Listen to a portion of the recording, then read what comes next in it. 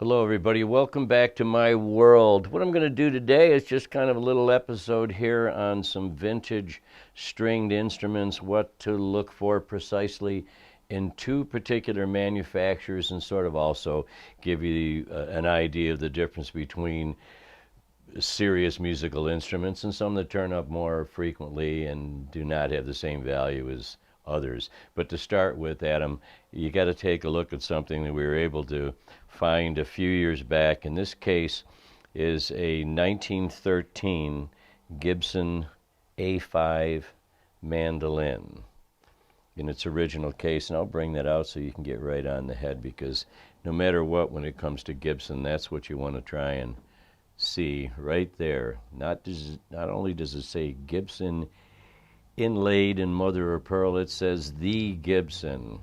And what we have here is an extraordinary example of a Gibson A5 mandolin from 1913. And when you take a look at this, I want to point out that there are barely even any scratches on the pickguard of this instrument. So mostly I like to do this in case you should walk into that special tag sale, garage sale, or yard sale and open up a case and see something like this inside. This is the Gibson, an A5 mandolin from 1913 with an estimated value of $2,500, $2,500. Some you'd see, if they're well played, would be less than that, and there may be other models that are even more fanciful that can be tens of thousands of dollars. We value this A5 at $2,500 in its original case. It even has a little booklet in here on how to, the practical method to, oh yeah, look at this. I didn't even pull this out. Actually, this probably shouldn't be in here. You know what? That would absorb moisture, I think, wouldn't it? Practical Method for Mandolin by Joseph Tomei. So, now that I've discovered that in there, I'm going to leave that out of there for now. What I'm doing that is, this would have a tendency to absorb moisture perhaps more so than just being in the case, so we're going to leave that out. It's always nice if you keep vintage wooden instruments, stringed instruments in a case.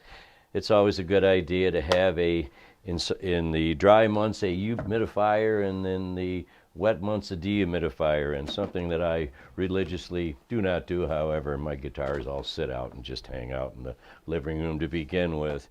But I want to mention, on the mandolins, you just saw a beautiful mandolin, an expensive, a rare mandolin, but on the marketplace you're going to see other mandolins that may not have any maker's name on them at all. And here's one right here, a little tortoiseshell pickguard, and this is very simple, teardrop form.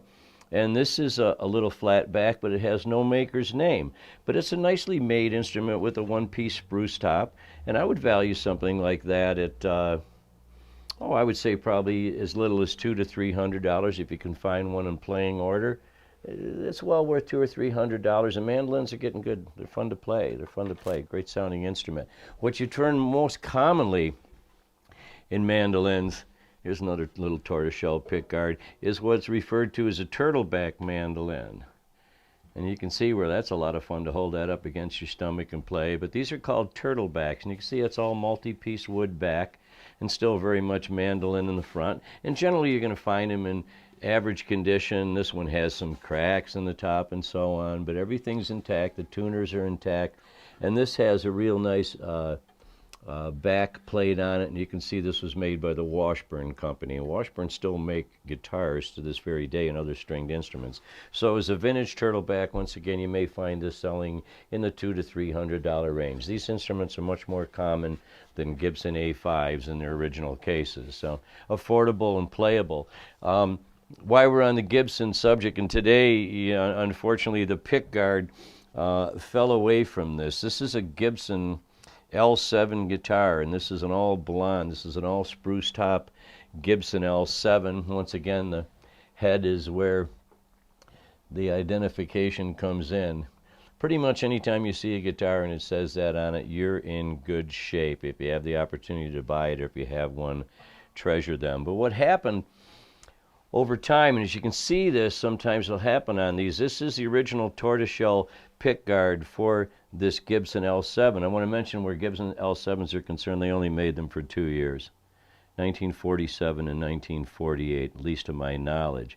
So that's where the pickguard went. But over time, what happens is that these plastic mounts, that form of plastic would deteriorate, maybe being in an attic. And if I showed you the case that we found this guitar, and you would understand it withstood some less than optimum storage environment during its life. But for the most part, it's all intact, and you can see that beautiful flamed maple back on it and neck. But because this was stored in a case for who knows how long, because we found it down at the bottom in a basement one time, the body of this guitar had some separation. You can see the purfling along the edge of this is separated a little bit. Now, a good luthier can probably put that back, but I think the body of the instrument keeps moving as the temperatures change. So at least it still retains its original tortoiseshell pickguard. It's a Gibson L7, and it was only made for 2 years by Gibson. Most of them have a sunburst top on them. This is an all spruce top, and we value this instrument. Even as is condition, this instrument would probably be in the $3,000 to $5,000 range. Once again, if it says Gibson on the head and it's old, you're in good shape.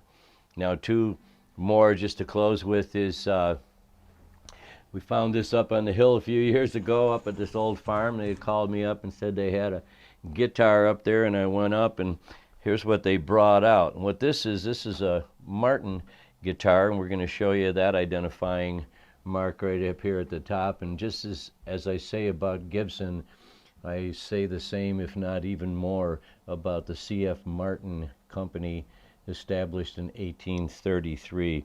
Pretty much, once again, if you can find any instrument that says C.F. Martin on the head, even if it's a ukulele, you know it's good. Now, the interesting about this guitar had spent some time in the attic as well, and as you can maybe see here, Adam, there's little drip marks here, and the drip marks came from that plastic, just like the L7, that plastic disintegrates and kind of just breaks down and melts away. That's why that pickguard has come off the L7, and there's signs that there was a pickguard on this guitar at one time, and in my estimation, I think the whole pickguard melted. But this is a little Martin R16 parlor guitar. It's what's referred to as an arch top, and it has F-holes in it, much like a violin.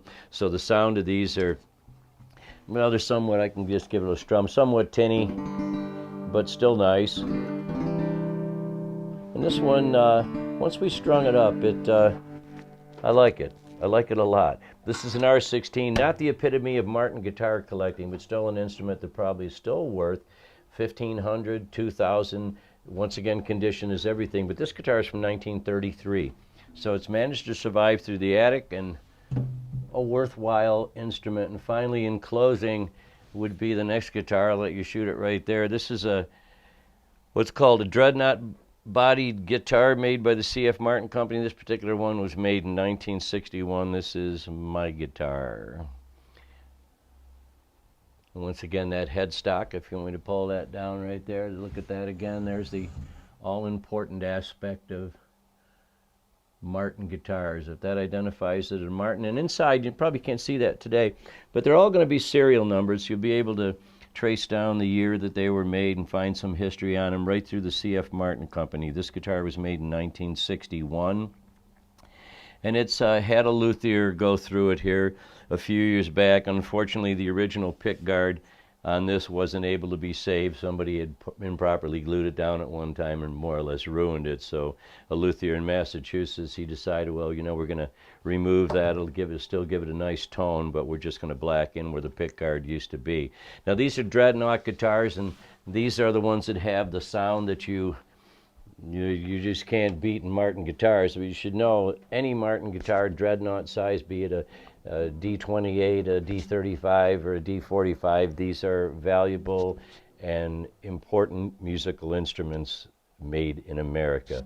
This guitar is valued at around $6,500, but be assured there are other Martin dreadnought bodied guitars from early times, from the teens, from the 20s and the 30s, that are worth tens of thousands of dollars. So if you're drifting around through garage sales and things like that, and you see guitars, and most importantly, any stringed instrument, if it says the Gibson or Gibson on the headstock, or it says C.F. Martin, you want to pick up on it, because they're all beautiful and they sound like that.